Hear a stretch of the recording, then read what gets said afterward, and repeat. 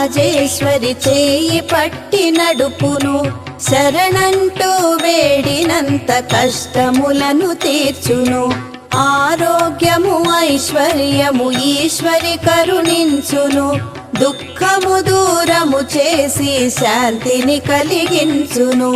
రాజేశ్వరి దేవిని భక్తితో స్మరించుము, రాహుకాల పూజ చేసి శుభ ఫలములు పొందుము.